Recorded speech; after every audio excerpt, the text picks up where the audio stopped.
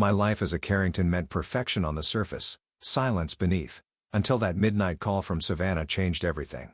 "They threw me out," she sobbed, 8 months pregnant and abandoned at a roadside motel by her own parents. I'd spent years editing other people's stories, but nothing prepared me for what I found in room 17, my sister unconscious on the floor, bruises on her arm, and a stranger's phone with missed calls from someone named Ryder A. One night, one discovery, and suddenly I was plunging into a world of whistleblowers, government conspiracies, and family betrayals. Our parents had taught us that Carrington women don't make scenes, but they were about to learn what happens when Carrington sisters decide to fight back. I've always been the type to keep my phone on silent. Something about constant notifications makes my skin crawl. But that night, that stormy Friday night in October, I wish I'd heard my phone ring. Maybe things would have turned out differently if I had. My name is Elise Carrington, 34, single, and perfectly content with my freelance editing business in Richmond. The kind of woman who finds peace in solitude and prefers the company of books over most people. My apartment isn't much, a one-bedroom overlooking the James River, but it's mine. No Carrington family portraits on the walls, no reminders of where I came from. The rain had been relentless that evening. I'd fallen asleep on my couch around 10, manuscript pages scattered across my chest, reading glasses askew. When I finally stirred at nearly 1 in the morning, my neck was stiff and my apartment had that eerie stillness that comes after a storm. That's when I saw it, the blinking notification. One voicemail. Savannah, my baby sister, 8 years younger, infinitely softer. Where I'd grown thorns to survive our childhood, Savannah had somehow managed to keep her gentle spirit intact. Even now, at 26, she had this dreamy quality about her. The kind of person who still believed in fairy tales despite growing up in our house of ice. I can still see her at 8 years old, hiding in my bedroom closet when our mother's dinner parties ran late. She'd curl up with her stuffed rabbit while I read her stories until she fell asleep. "Promise you'll always protect me, Ellie," she'd whisper, and I always promised. Always. Our parents, Ruth and Edwin Carrington, were Richmond royalty. Father was a former state senator, mother the perfect political wife turned society matriarch. Their estate in the West End sprawled across 3 acres, manicured gardens, marble fountains, rooms we weren't allowed to enter without permission. A house for show, not for living. There were rules for everything growing up. How to sit, how to speak, when to smile. Our mother's favorite phrase, Carrington women don't raise their voices, don't wear their hearts on their sleeves, don't embarrass the family. I hit play on Savannah's voicemail, expecting her usual cheerful update about wedding plans. What I heard instead turned my blood cold. Elise. Her voice was broken, barely audible through sobs. "They threw me out. I didn't know where else to go. I'm at the Pinewood Motel off Highway 64. Room 17. I'm scared, Elise. Please." The message cut off. I immediately tried calling back. No answer. I tried 3 more times, my hands shaking as I paced my living room. Straight to voicemail. This had to be some kind of mistake. Our parents were cold, but surely they wouldn't. I called the main house. Despite the hour, my mother answered on the second ring. Her voice was crisp, awake, as if she'd been waiting. "Elizabeth." She never called me Elise. "I assumed you'd call. What happened to Savannah?" My voice was tight, controlled. "Years of practice. Your sister made her choices." The familiar chill in her tone. "We simply enforced consequences." "What choices, Mother?" "She's engaged. She's starting a life with Dean." A pause. "Was engaged. That young man disappeared 2 weeks ago, didn't he?" "Rather convenient timing, I'd say." My grip tightened on the phone. "What are you talking about? Your sister is 8 months pregnant, Elizabeth.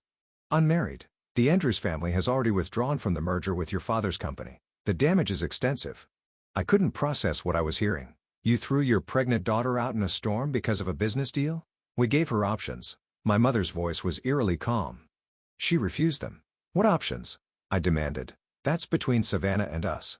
Your father and I had no choice after what she did." "She's your daughter," I shouted. "And you're being hysterical. Call when you've composed yourself." The line went dead. I stood there, phone in hand, rage building in my chest. The familiar feeling of helplessness threatened to overwhelm me. But this time was different. This time Savannah needed me. Within 15 minutes, I had thrown clothes into a duffel bag, grabbed my emergency cash, and was heading down to my car. The rain had started again, heavier now. The highways would be treacherous, but I didn't care. All I could think about was Savannah, alone and frightened, carrying a child. The Pinewood Motel was about an hour outside Richmond, a relic from the 1960s that had somehow survived the interstate expansions. The kind of place that charged by the week and didn't ask questions. It was nearly 3 in the morning when I pulled into the cracked parking lot, windshield wipers fighting a losing battle against the downpour. Room 17 was at the far end of the L-shaped building. The neon vacancy sign cast an eerie red glow across puddles as I splashed my way to her door. I knocked. Nothing. "Savannah? It's me. It's Elise." Silence. I knocked harder, calling her name. A door opened 2 rooms down. An older man in a stained undershirt squinted at me before muttering something and disappearing back inside. Fear clawed at my throat. I ran to the office, pounding on the glass until a sleepy-eyed clerk appeared. "My sister's in room 17. She's not answering." "She's pregnant. Please, I need you to open the door." He hesitated, eyeing my soaked clothes, my wild eyes. "Please," I begged. "I think something's wrong." Whether it was genuine concern or just wanting to get back to sleep, he grabbed a master key and followed me through the rain.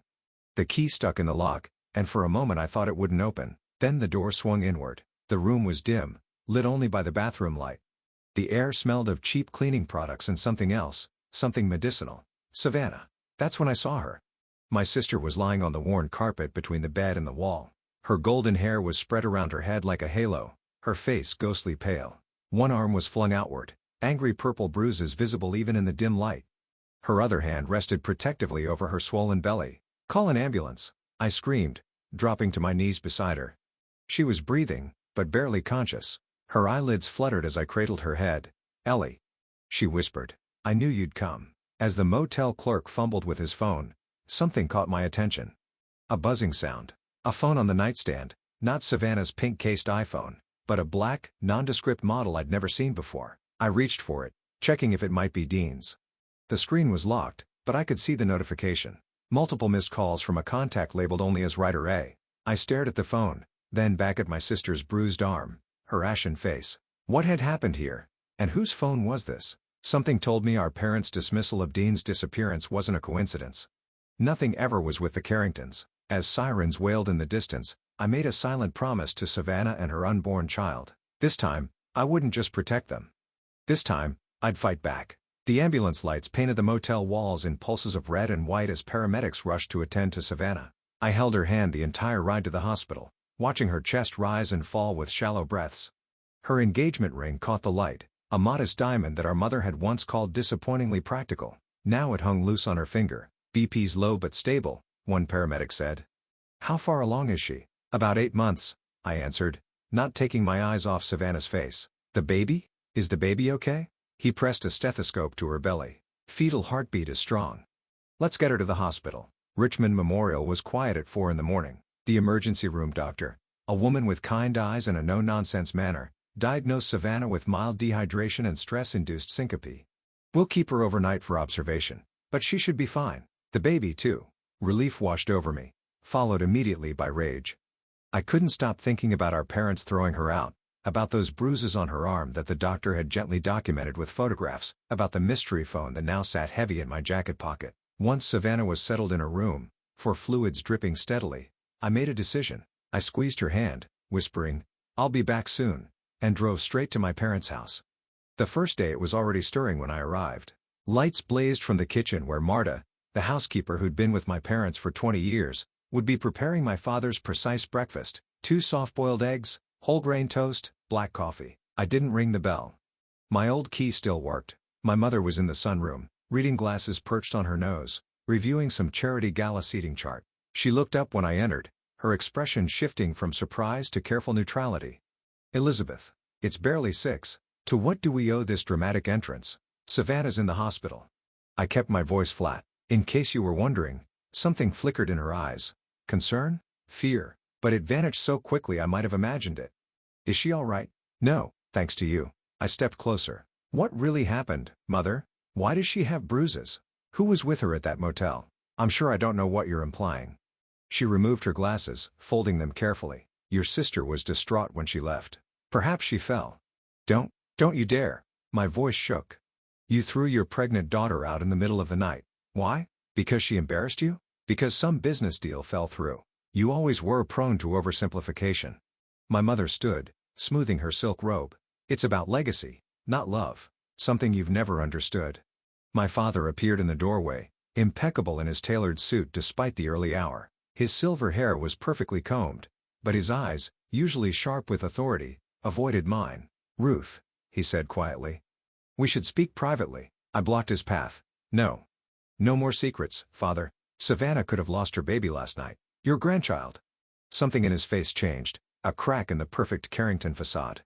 "But my mother moved between us. Your sister made choices that endangered this family," she said. "When Dean disappeared, we offered her options. She refused them." "What options?" I demanded. "A private facility in Vermont," my father finally spoke. Discreet. "The child would have been placed with a suitable family. Savannah could have returned afterward, resumed her life, started fresh." The implications hit me like a physical blow. "You wanted her to give up her baby, to hide away like some shameful secret." "We wanted to protect her," my mother insisted. "That boy is gone, Elizabeth. He abandoned her, just disappeared, after meeting with your father about a position in the company." I turned to my father. "You met with Dean before he vanished?" He straightened his already perfect tie. "A formality. The young man wasn't suitable, but your sister was insistent. And now he's conveniently gone." I stepped closer, searching his face. "What did you do?" "That's enough." My mother's voice could have frozen flame.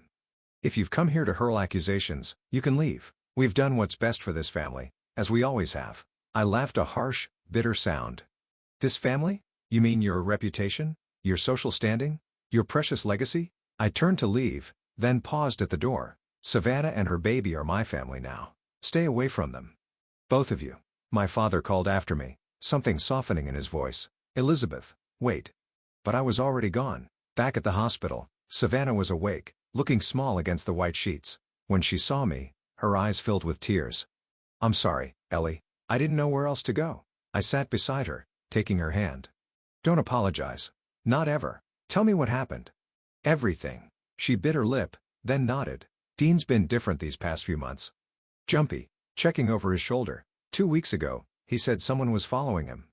I thought he was being paranoid, but then her voice broke. "He didn't come home. His clothes were still there, his car. But he was just gone." "Did you go to the police?" She nodded. "They said adults go missing all the time. That he probably just left." Her hand moved protectively over her belly. "But he wouldn't leave us." "I know he wouldn't." "And the bruises?" I asked gently. Her eyes clouded.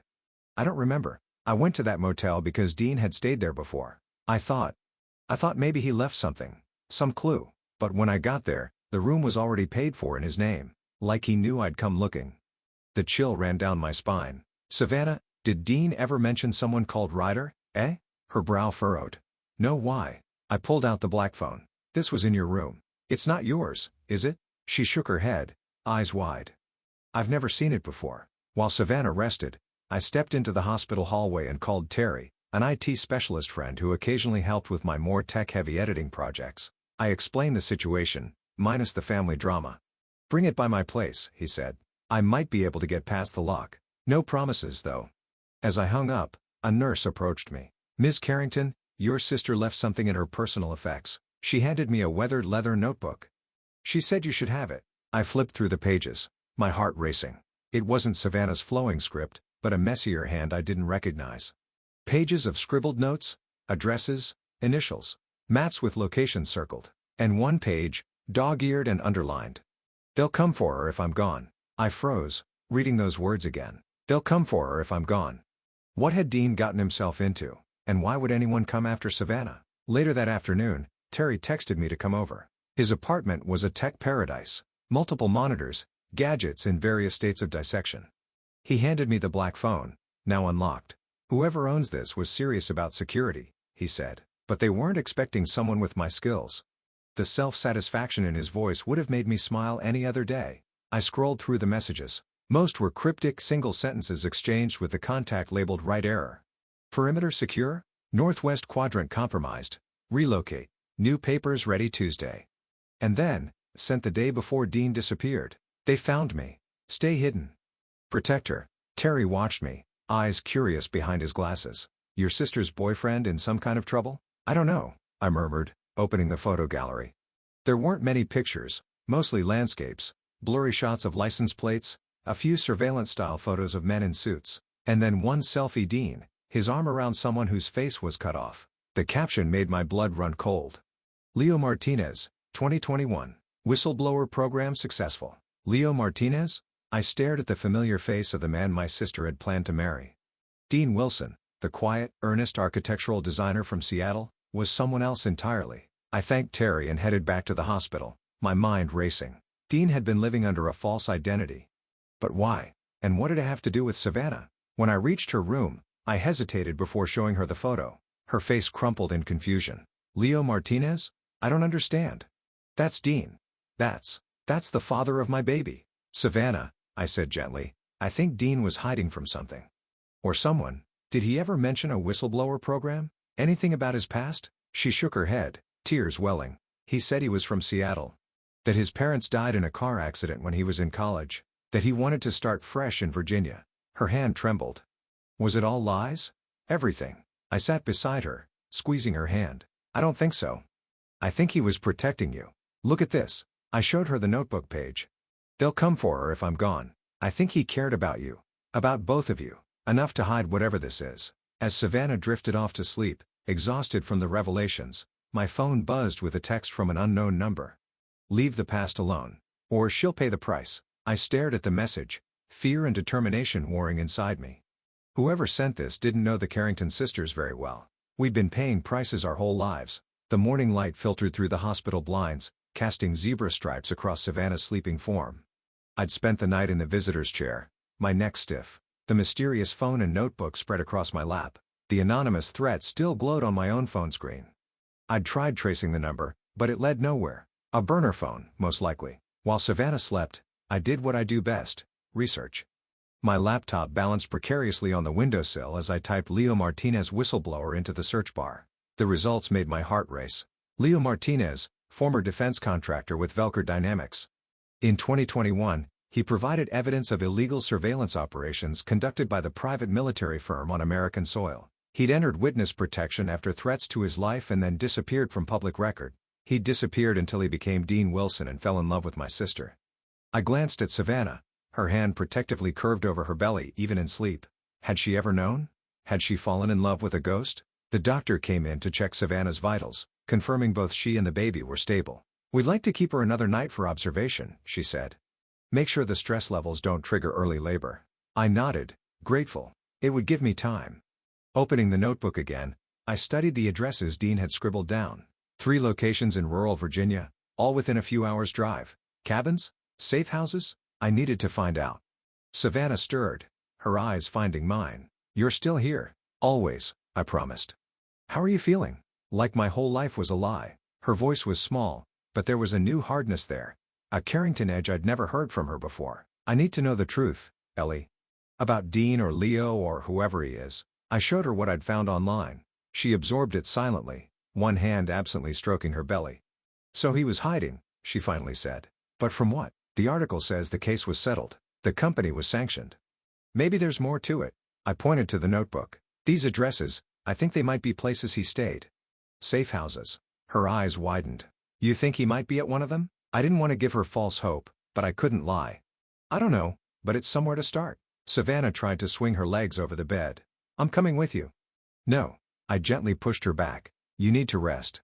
Think of the baby, but I promise I'll tell you everything I find. I squeezed her hand. Trust me, Vanna, like when we were kids. That nickname, one I hadn't used in years, made her eyes well with tears. She nodded. Take the notebook, she whispered. And be careful, Ellie. If someone's after Dean, they might come after you too. I kissed her forehead, tucking the notebook and the black phone into my bag. At the door, I turned back. If Mom and Dad try to visit, I'll tell them to go to hell, she said with surprising firmness. In the politest Carrington way, of course. I couldn't help but smile. That's my girl. The first address led me to a dilapidated hunting cabin near the Blue Ridge Mountains. The dirt road was barely visible, overgrown with weeds and fallen branches. I parked my car a quarter-mile away and approached on foot, every sense alert. The cabin looked abandoned at first glance, windows dusty, porch sagging. But when I circled around back, I noticed fresh tire tracks in the mud. Someone had been here recently. The back door was locked but yielded easily to my credit card, a trick I'd learned in college, not that I'd ever admitted that to my law-abiding parents. Inside, the cabin was sparse but clean. No dust on the surfaces, a generator in the corner, canned food in the cupboards. On the kitchen table, a map marked with the same locations from the notebook, plus several others. Someone had been tracking movements, safe houses maybe? Drop points? I took photos of everything with my phone, then searched the small bedroom. The closet held men's clothes roughly Dean's size. In the nightstand drawer, I found an empty gun holster and a stack of burner phones, still in their packaging. Whatever Dean was involved in, it wasn't small. As I was about to leave, something caught my eye: a loose floorboard beneath the bed. I pried it up to find a waterproof case containing a laptop and several flash drives. I was contemplating whether to take them when my phone buzzed. Unknown number. "Get out. Now." Black SUV coming up the road. I froze, heart pounding. Whoever had my number knew where I was. I shoved the laptop and one flash drive into my bag and replaced the floorboard. Through the grimy window, I could see dust rising from the road. A vehicle approaching. I slipped out the back door and into the woods, circling wide to reach my car. As I drove away, I glimpsed a black SUV parked outside the cabin. Two men in dark clothing entered, hands inside their jackets. My hands shook on the steering wheel. This was real. This was dangerous. What had I gotten myself into? Back on the main highway, I pulled over at a truck stop to examine the laptop. It was password protected, of course, but the flash drive wasn't. I plugged it into my own laptop, finding a single document, a list of names and locations. Most meant nothing to me, but one jumped out. Edwin Carrington, 2018, Project Oversight. My father. What connection did he have to all this? Was it just a coincidence that Dean had ended up with a Carrington daughter? I stared at the screen, pieces clicking together. My father, the former senator, his consulting work after leaving office. Dean's sudden appearance in Richmond 2 years ago when Savannah had met him at a charity event, one of my father's pet projects. My phone buzzed again with another text from the unknown number. "Call this number when you're alone. Ask for Ryder A." I drove for another hour, making sure I wasn't followed, before pulling into an empty rest stop. With trembling fingers, I dialed. A woman answered on the first ring. "You shouldn't be involved in this." Her voice was clipped, professional. "Where did you find the phone?" "Pinewood Motel, room 17, I said. "Are you Maya Voss?" A sharp intake of breath. "How do you know that name?" "I don't. It was a guess. A bluff based on nothing but instinct." "But you're Ryder A, aren't you?" Dean's handler. Silence. "Then meet me. Northside Coffee Shop." 2 hours. She hung up. The coffee shop was busy enough to provide cover, but quiet enough for conversation. I spotted her immediately, a woman in her 40s with sharp eyes and the careful posture of someone accustomed to watching her back. She wore a faded denim jacket and no makeup. Her dark hair pulled into a simple ponytail. She didn't smile as I sat across from her. "You're either very brave or very stupid, Elise Carrington." "Probably both," I admitted. "You know who I am. I know everything about you, about your family." Her gaze was clinical, including the fact that your father consulted for Velcro Dynamics from 2017 to 2019. I kept my expression neutral, though my heart hammered. "What does that have to do with Dean with Leo?" "Leo Martinez blew the whistle on Velcro's domestic surveillance program. Your father was on the oversight committee that should have caught it." She stirred her coffee. "When Leo entered witness protection, he was supposed to disappear completely. New name, new state, new life. But he came to Virginia instead," I said. "Why?" "Because he's a damn fool." Anger flashed in her eyes. "He thought he found something bigger, something that implicated people higher up than just Velcro. He went off grid against my explicit instructions." She leaned forward and then he fell in love with a Carrington of all the people in the world. "You think it wasn't a coincidence, do you?" She countered. I thought about it, about the careful way my father had avoided my eyes when I confronted him, about my mother's cold dismissal of Dean's disappearance. "No," I finally said, "I don't." Maya nodded. "Leo is in danger. And now so is your sister." "She's leverage. Against what?" "Against a case Leo's been building for years. Evidence that could implicate dozens of people, including possibly your father." The realization hit me like a blow. Is that why they threw Savannah out? Because they knew who Dean really was, or because they found out he was getting too close to something they wanted buried? Maya's eyes were sympathetic now. "Your sister's pregnancy complicated things, made her vulnerable. Those bruises on her arm weren't from your parents." Maya finished. "Someone got to her before you did. Probably looking for information. For Leo." Rage and fear coiled in my stomach. How do I find him? How do I keep Savannah safe? "You don't. You walk away. Let professionals handle this. Like you handled Dean's protection?" I shot back. Her jaw tightened. "You have no idea what you're getting into." "Then tell me." I pulled out my phone, showing her the photo of the map I'd found. "What are these locations?" "Safe houses." She studied it, then looked up sharply. "Where did you get this?" "The cabin, first address in the notebook." "You've been there." For the first time, she looked rattled. "Recently?" I nodded. "This morning. 2 men showed up in a black SUV. Damn it, She stood abruptly. We need to go. Now, wait. What about Dean? Where is he? If he's alive, he's in the wind. She grabbed her jacket. Check your email. The account on that phone. There's a message in the drafts folder. If anything happens to me, check the ivory box. What's the ivory box? I don't know. But whatever Leo found, whatever he was hiding from, it's big enough that people are willing to kill for it. She headed for the door, then paused. Be careful who you trust, Elise. Even family. After she left, I sat there, mind racing. The ivory box. What could it be? And where? Then it hit me. The motel room. I hadn't searched it thoroughly. I drove back to the Pinewood Motel, my heart pounding. The same clerk was working, recognition dawning on his tired face. Your sister okay? He asked. She will be, I said. I need to check her room again. Room 17. He hesitated, then handed me a key. Still vacant. Haven't had time to clean it yet. The room looked exactly as it had when we'd found Savannah bed unmade, her small overnight bag still beside it. I searched methodically, checking under the mattress, in the drawers, behind the nightstand. Nothing. I stood in the center of the room, turning slowly. What was I missing? The ivory box. My eyes landed on the air vent near the ceiling. It was slightly askew. I dragged the desk chair over and climbed up, heart racing, as I pried the vent cover loose. Inside was a small white box with ivory inlays, an antique jewelry case. I recognized it immediately. It had been Savannah's, a gift from our grandmother. I opened it with trembling hands. Inside were photographs, 2 USB drives, and a handwritten list of names, including my father's. Each name had a date and a dollar amount next to it. As I climbed down from the chair, the hairs on the back of my neck stood up. I wasn't alone. Through the thin curtains, I saw a shadow move across the parking lot. A man in a black hoodie, watching the room. I shoved the box into my bag and took a deep breath. Whatever Dean had uncovered, whatever danger Savannah was in, I was now in the middle of it too, and there was no turning back. The man in the black hoodie was still watching the motel room. I clutched the ivory box to my chest, mind racing. There was no way out except through the front door, directly into his line of sight. I pulled out my phone and called the front desk. Hey, it's the woman from room 17. Is there a back exit near this room? Fire door at the end of the hall, the clerk said. But it'll set off the alarm. That's fine. I think someone's watching my room. I heard shuffling. Then. Tall guy in the black hoodie? He asked about you earlier. Said he was a friend. My blood went cold. I don't know him. Call the police. Already dialing, the clerk said. I could hear the sudden concern in his voice. I slipped out into the hallway, hurrying toward the fire exit. The alarm blared as I pushed through, sprinting around the building to my car. Through the commotion, I glimpsed the man in the hoodie running in the opposite direction. 20 minutes later, I was on the highway, hands still shaking on the steering wheel. I needed somewhere safe to examine the contents of the ivory box, somewhere no one would look for me. The list of names found in the box was more extensive than I'd first realized.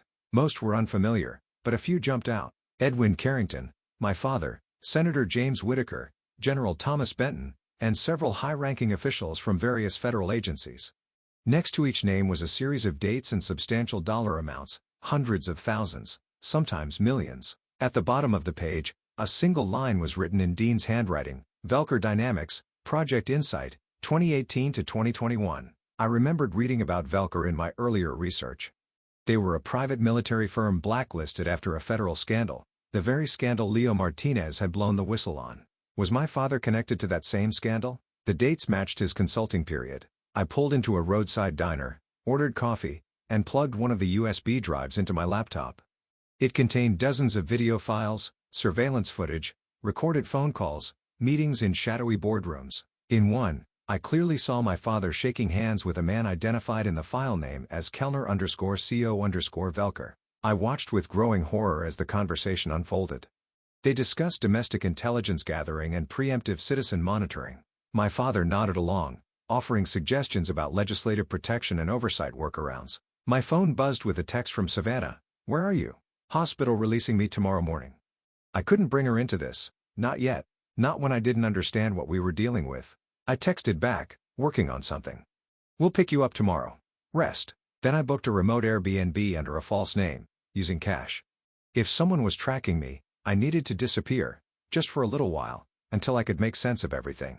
The Airbnb was a small cabin about an hour outside Richmond, secluded enough to feel safe, but close enough to civilization that I wouldn't feel completely isolated. I spent the night reviewing the files Dean had collected, the picture becoming clearer with each document.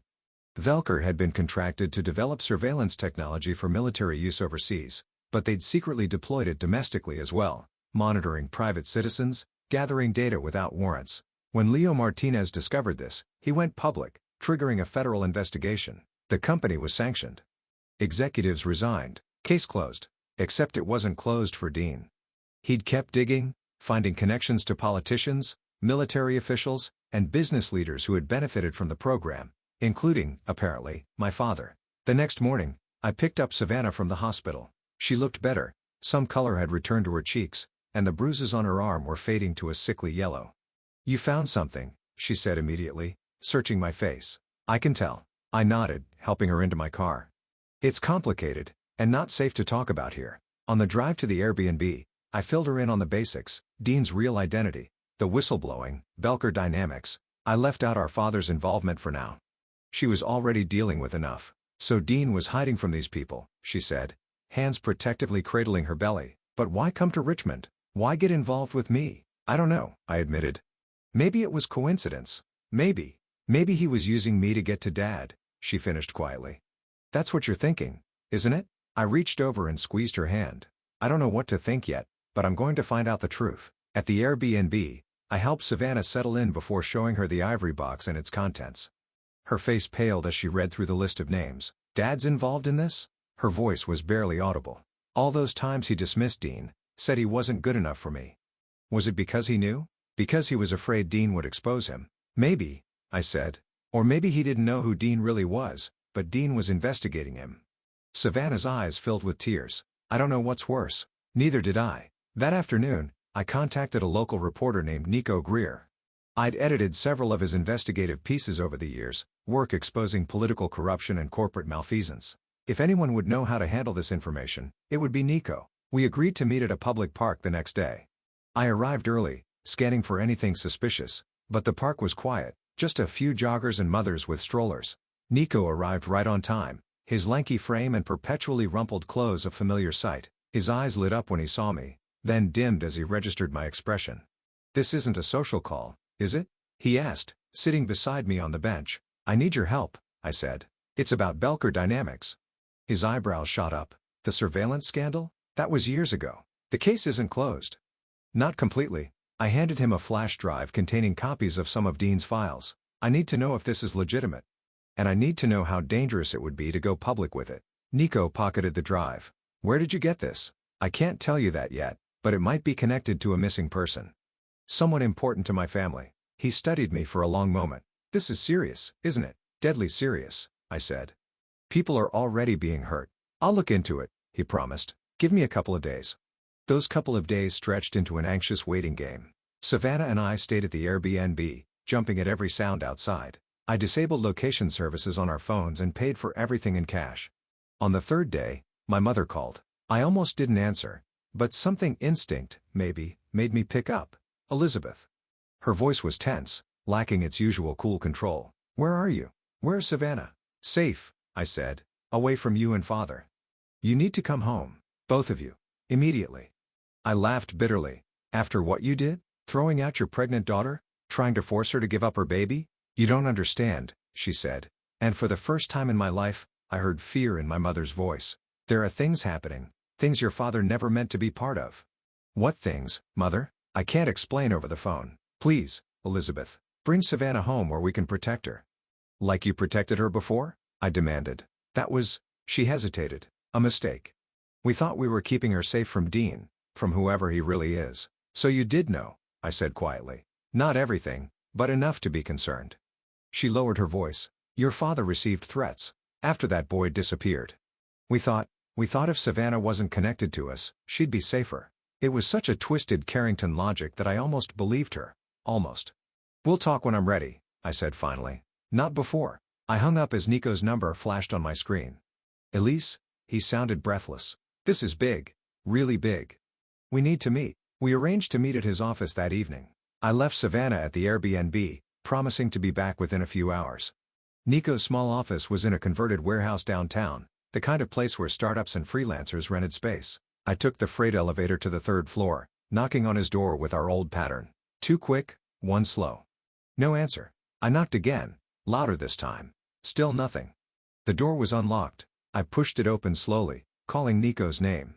The office was dark except for the glow of a computer screen. Papers were scattered everywhere, drawers pulled open, furniture overturned. My heart raced as I moved carefully through the destruction. "Nico?" A groan came from behind the desk. I rushed over to find Nico on the floor, blood matting his hair, one eye swollen shut. "Jesus, Nico." I crouched beside him. "What happened?" "They came for the drive," he mumbled, "right after I called you. Said they'd kill me if I published anything." "Did they get it?" He shook his head, wincing at the movement. "Hidden inside my Star Wars mug." I looked up to see a Darth Vader mug on the bookshelf, conspicuously untouched among the chaos. I retrieved the drive while helping Nico to a chair. "Hospital," I insisted. "You need a doctor." "No." He grabbed my arm. "Not safe. They said they'd be watching. You need to go. Take the files, all of them." He gestured to his computer. "Downloaded everything. Made copies. It's all their names, dates, transactions. Your father's name is all over it, Elise." "What exactly is it?" I asked, dreading the answer. "Project Insight." It wasn't just domestic surveillance. It was targeted blackmail. They gathered data on politicians, judges, business leaders, anyone with power or influence, used it to control votes, decisions, contracts. His eyes were fierce despite his injuries. "Your father wasn't just consulting. He was coordinating between Velker and the targets." The room seemed to tilt around me. Why? Why would he be involved in something like this? Money, power, the usual. Nico grimaced. "But there's more. Dean or Leo. Whatever his name is, he found evidence the program never really shut down. It just went deeper underground. New company, new name. Same people running it, and now they're after him. And Savannah. And you," Nico said grimly. "You need to be careful. These people, they don't just threaten. They act." I helped clean him up as best I could, then downloaded the files from his computer. Before I left, Nico pressed a burner phone into my hand. "My contact at the FBI. Only person I trust with this. Call when you're ready to go public." I hugged him carefully, mindful of his injuries. "Thank you for everything. Just be careful," he said, "and tell one hell of a story when this is over." When I returned to the Airbnb, I found the door slightly ajar. My heart stopped. "Savannah," I called, pushing the door open wider. The living room was empty, but I could hear muffled sounds from the bedroom. I grabbed a knife from the kitchen and moved quietly down the hall. The bedroom door was closed. I took a deep breath and flung it open. Savannah was huddled in the closet, her face streaked with tears. She'd wedged herself behind the hanging clothes, one hand over her mouth to muffle her sobs. "Savannah, what happened?" "Someone was here," she whispered. "They broke in while I was in the bathroom. I heard them searching the living room, so I hid." I helped her out of the closet, checking her for injuries. "Did you see who it was?" She shook her head. "But they left something." She pointed to the bed. On the rumpled comforter lay a photograph. Dean or Leo, sitting at an outdoor cafe, unaware of the camera. The picture had been taken recently. He had the same haircut he'd had when he disappeared. On the back, someone had written coordinates and today's date. "He's alive," Savannah breathed. "Elise, he's alive." I stared at the photo, hope and suspicion warring within me. "It could be a trap. Or it could be him," she insisted, trying to reach out. My phone buzzed with a text from Maya. "He's alive, but if you want to see him, you'll have to make a choice." The coordinates led to a remote cabin in West Virginia, a 5-hour drive from Richmond. Maya had sent additional instructions. "Come alone. No phones. Arrive after dark." "It's too dangerous," I told Savannah. "You can't come. Think of the baby." "It's my fiancé, Elise, the father of my child." Her eyes were steady, determined. "I'm coming." I knew that look. It was the same one I saw in the mirror when I'd made up my mind. The Carrington women might be taught to keep quiet, but once we found our voices, nothing could silence us again. "Fine," I relented, "but you stay in the car until I make sure it's safe." We left that night, taking back roads and switching vehicles twice. Paranoid measures I'd picked up from too many spy novels, perhaps, but they made me feel safer. Savannah dozed in the passenger seat while I drove, one eye on the rearview mirror. Just outside Richmond, I made one final stop, the Carrington estate. I didn't tell Savannah. She was asleep, and I needed to do this alone. My mother opened the door before I could knock. She was dressed impeccably as always, but her eyes were red-rimmed.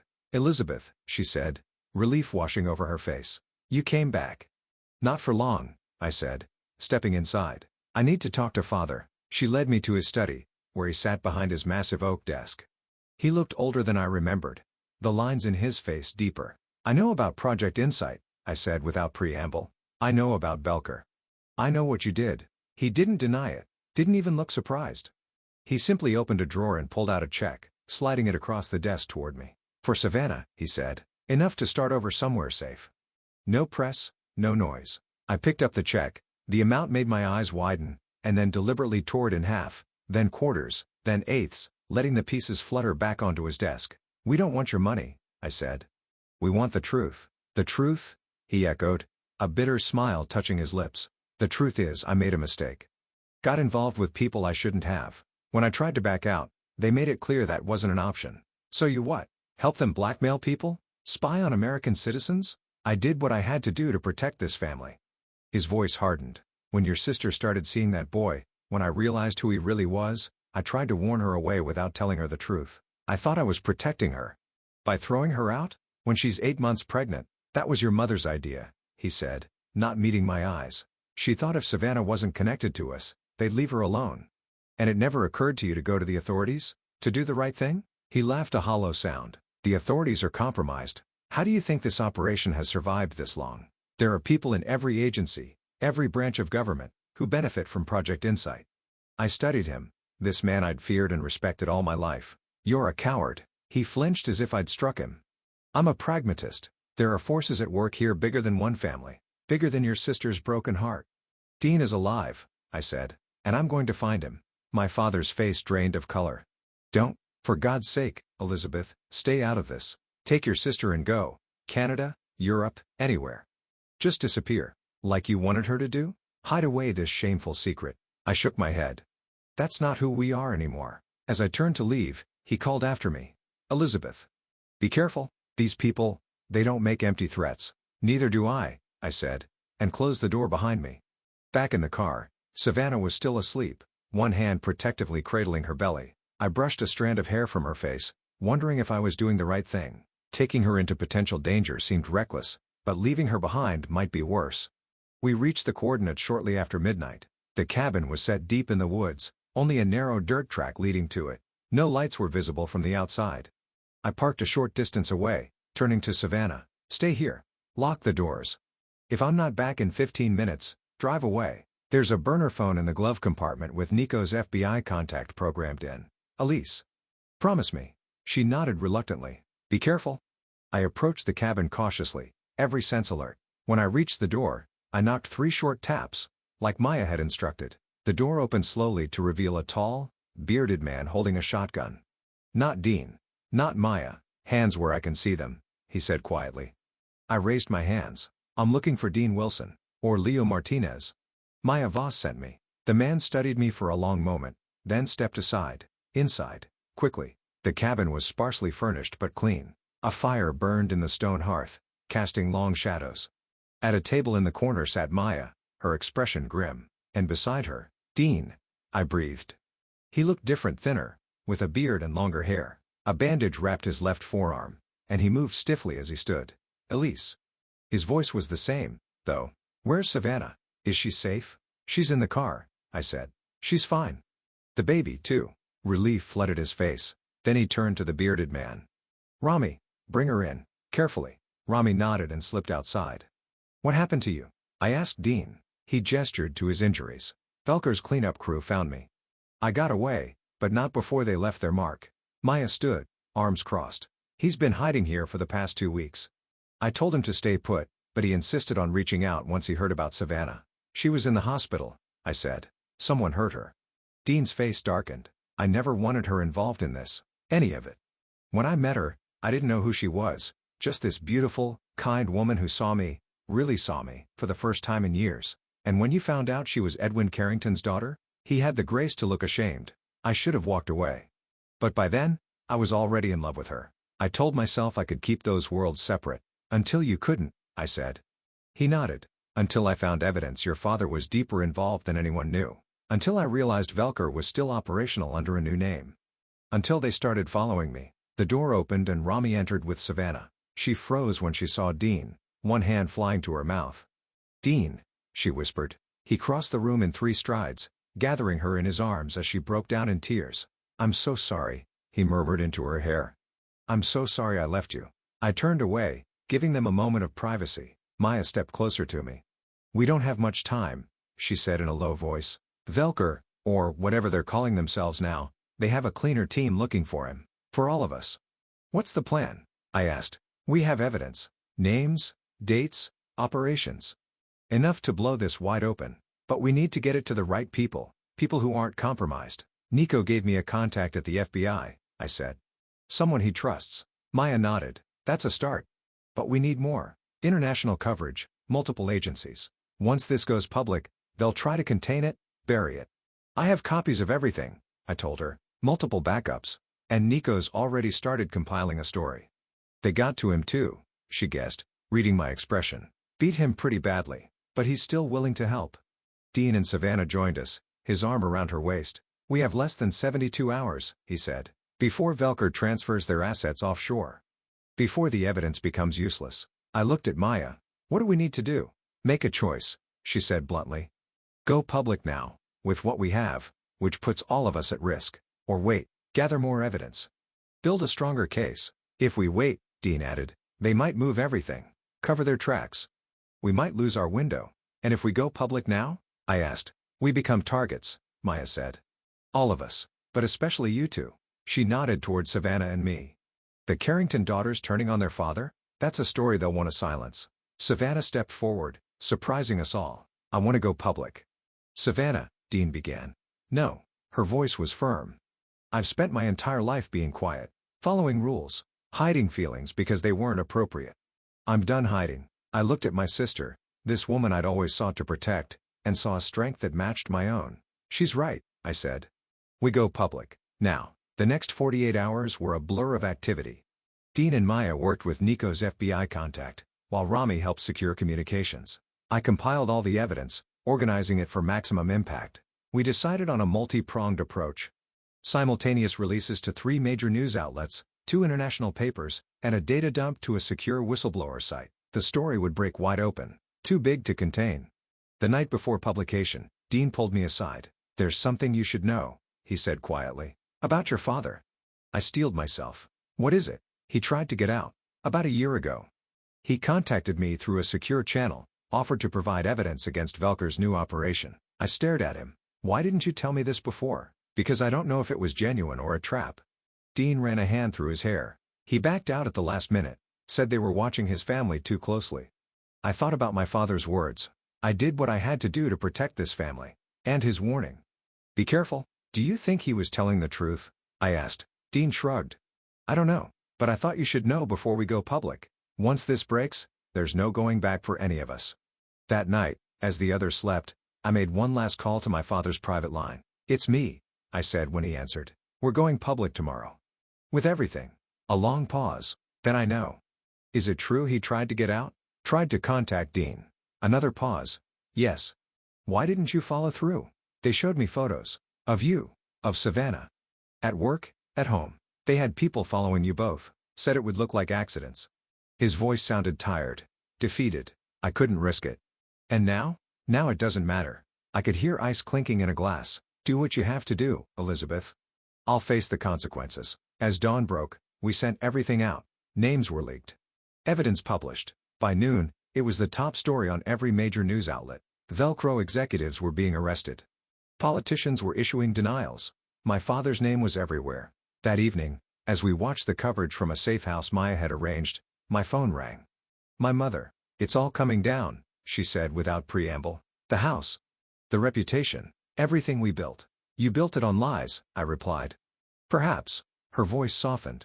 "Is Savannah with you? Is she safe?" "Yes." "Good." A pause. "Your father. He turned himself in this morning. Before the story broke. He's cooperating fully." I hadn't expected that. "Why?" "He said it was time to do the right thing. Finally." I could hear tears in her voice. Something I'd never heard before. "Take care of your sister, Elizabeth. And yourself." The line went dead. Maya entered the room. Her face grim. "We need to move. Now." Someone leaked our location. Within minutes, we were in cars, heading in different directions. Dean and Savannah with Rami, Maya and me in another vehicle.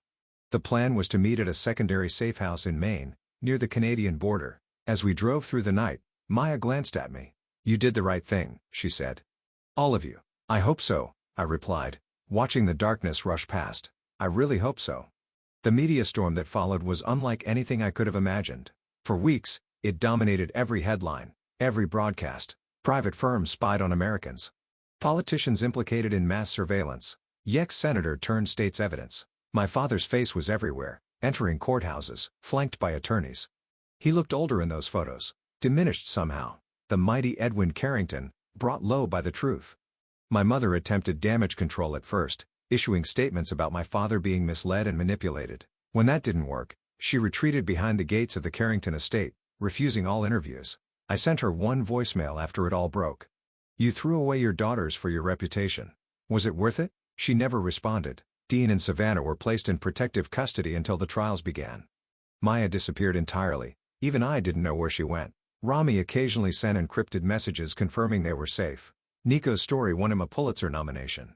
He gave me credit as a source, which made me both proud and terrified. For a while, I couldn't go anywhere without being recognized, approached, questioned. 3 months after the story broke, I received a call from a hospital in Maine.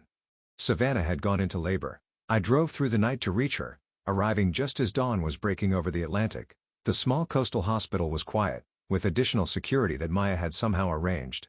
Dean met me in the hallway, his face a mixture of exhaustion and joy. "It's a girl," he said. 7 pounds, 4 ounces. Perfect. In the recovery room, Savannah looked radiant despite her obvious exhaustion. In her arms, a tiny bundle with a shock of dark hair.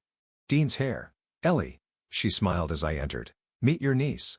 Hope Elise Martinez." Tears sprang to my eyes as she placed the baby in my arms. So tiny, so perfect. So innocent of all the chaos that had surrounded her entry.